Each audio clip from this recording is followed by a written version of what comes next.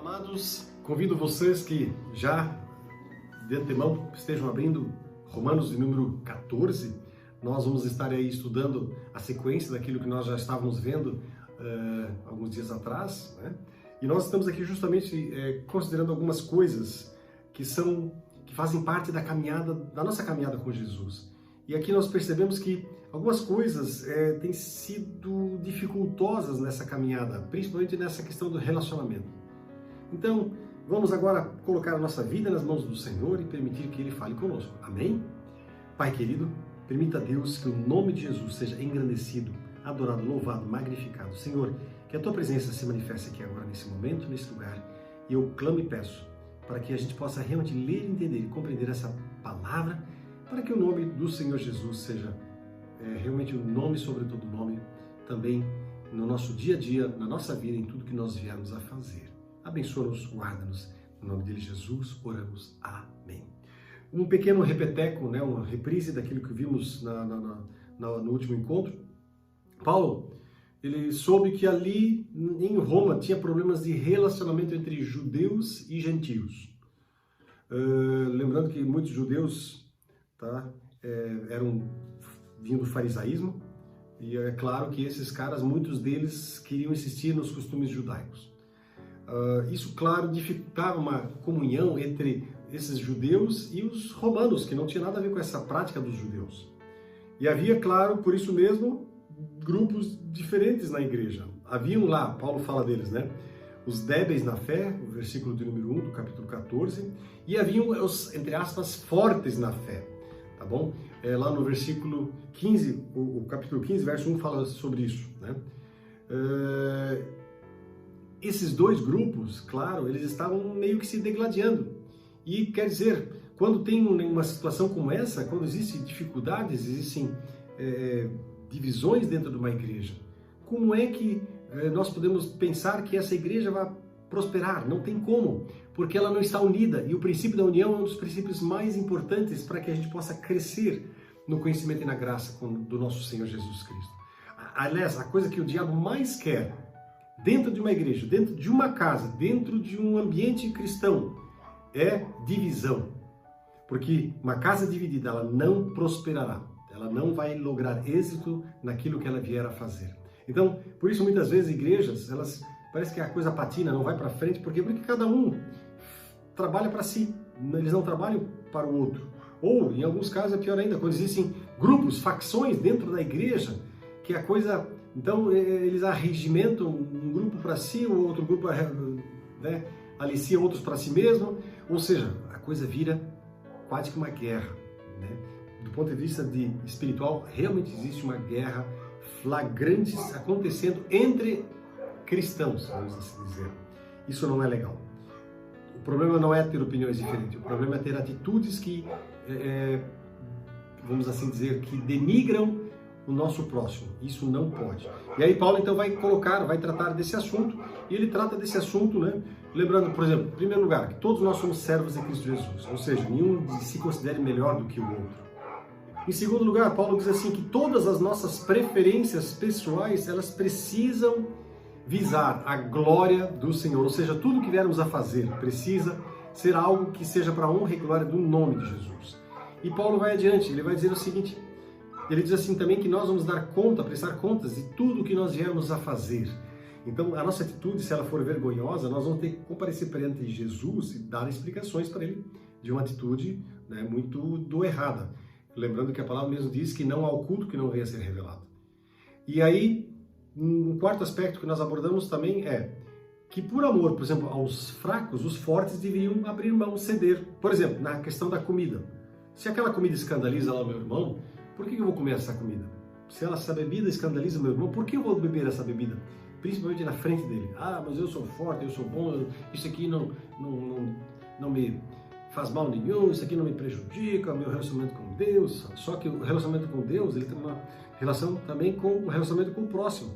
Que se ele olha para mim e se ofende em me ver desse jeito, por que eu vou insistir em ofendê-lo? Ou seja, aqui nós temos sim uma prática desrespeitosa da parte de um sujeito que se considera muito do forte, muito do maduro na sua vida, na sua caminhada com Deus, com Jesus. Isso é triste. Bom, então nós vamos dar seguimento lá no versículo de número 16, né?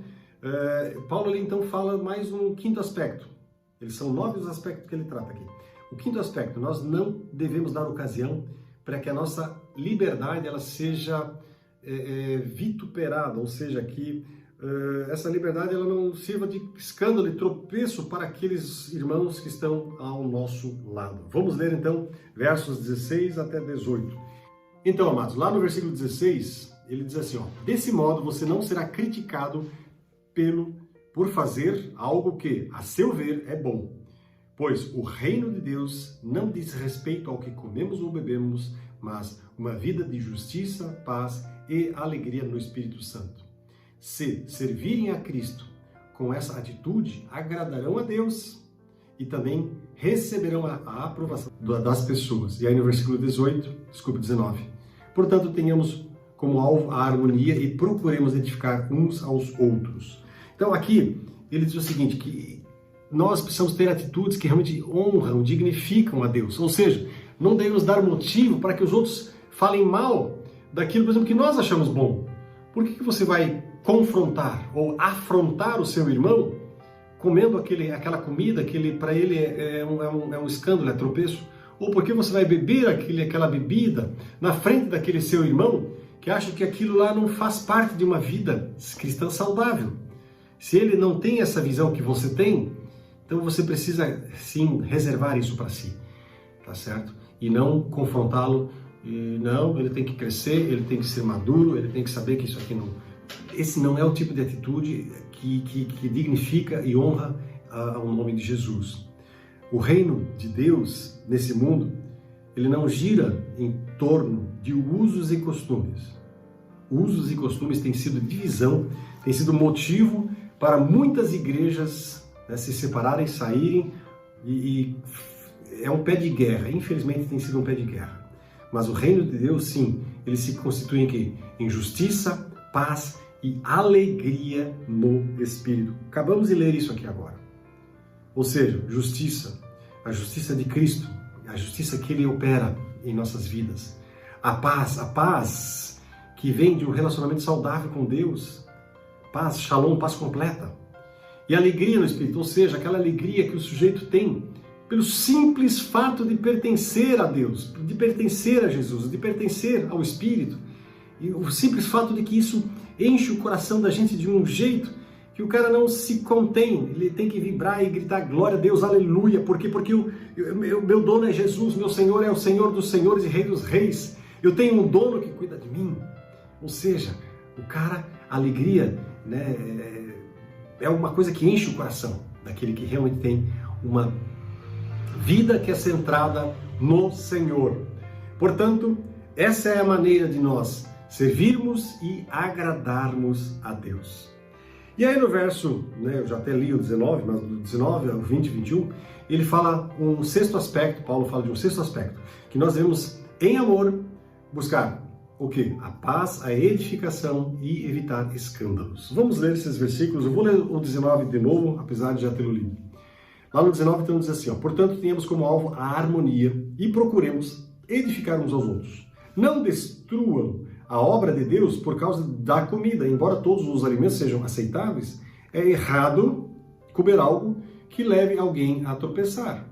E aí no versículo 21, é melhor deixar de comer carne, ou de beber vinho, ou de fazer qualquer coisa, que leve que leve um irmão a tropeçar. Olha só que interessante essas colocações que Paulo faz aqui, né?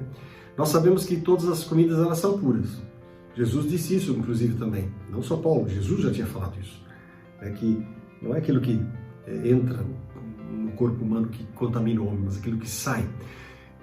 Porém, nós podemos sim causar escândalos se a gente ficar comendo, provocando os irmãos que são, entre aspas, débeis, fracos na fé, aqueles que acham que a gente não pode comer de tudo, de qualquer coisa, não.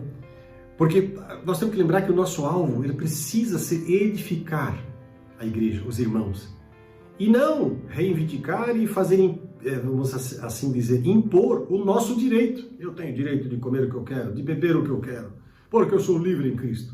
Gente, você parou para pensar que atitude arrogante é essa?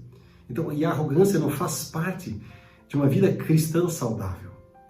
Então, assim, a gente pode, com certeza, abrir mão dos nossos direitos, né? Para não causar escândalo, gente.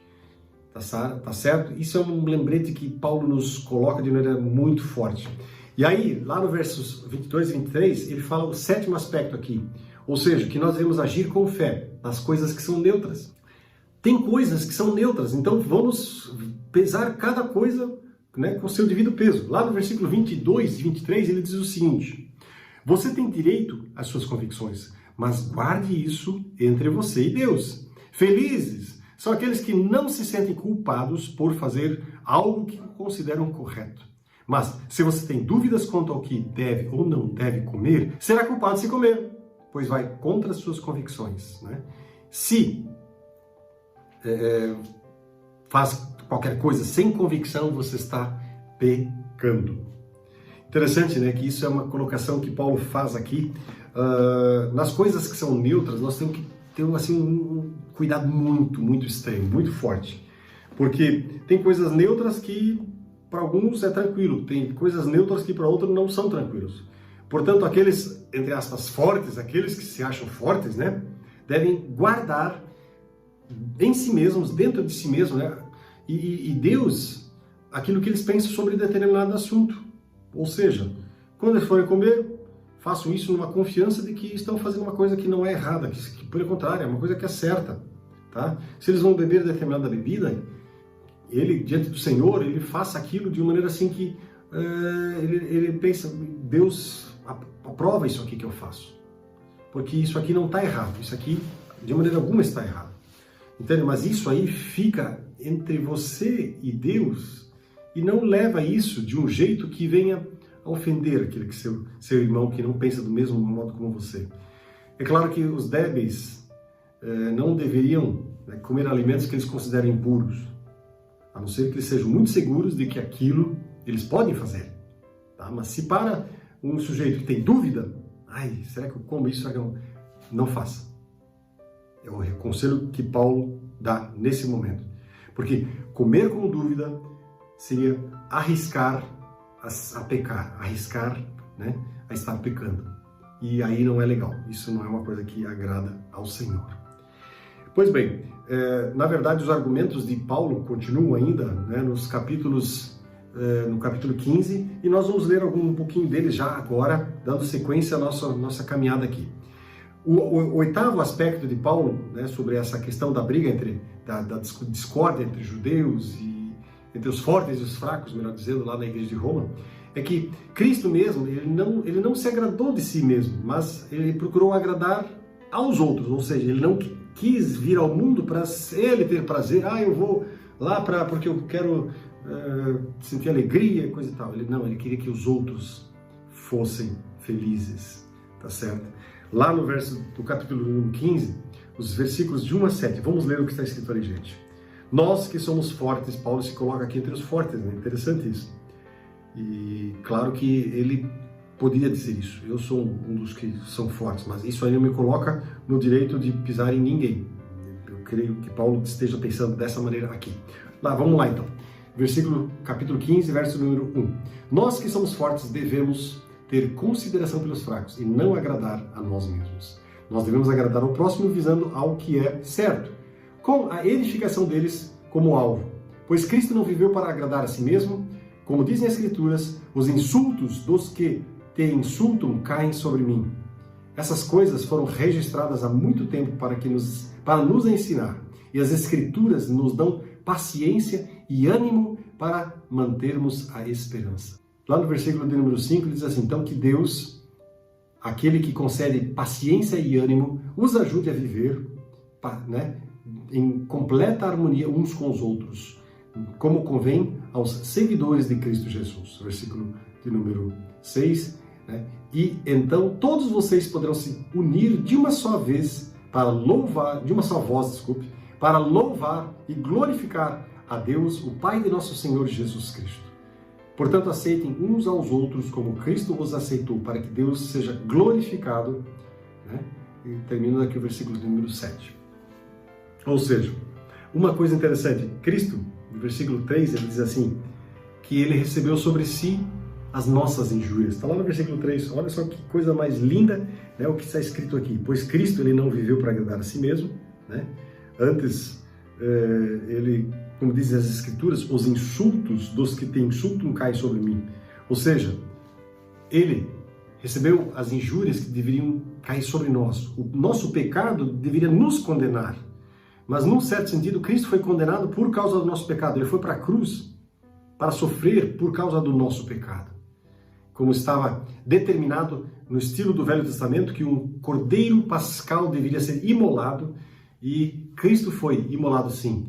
E ele foi um cordeiro puro, sem mancha, sem mácula. Portanto, de uma vez por todas e para sempre, quando Cristo foi morto na cruz, a necessidade de sacrifícios de animais acabou ali naquele momento. Versos de número 4 e 5, eles dizem ali que Cristo ele foi paciente. E assim como Cristo tem sido paciente conosco, eu e você também precisamos ser pacientes com o nosso irmão, que a gente considera, entre aspas, um pouco mais fraco. Às vezes a gente considera outro fraco, mas no fundo, nós é que somos fracos. Nós temos que pensar muito bem sobre isso, para que a gente não esteja, menosprezando o outro. Porque quando a gente toma certas atitudes de menosprezo, a gente, na verdade, se põe como sendo um fraco, né? Não é verdade. Quando você, de uma maneira arrogante, vai lá e come a comida que quer comer, e bebe a bebida que quer comer, e não quer nem saber, porque o outro... Você está se colocando no lado dos fracos. Você é um fraco nesse momento, tá bom? Cristo, sim, foi paciente conosco.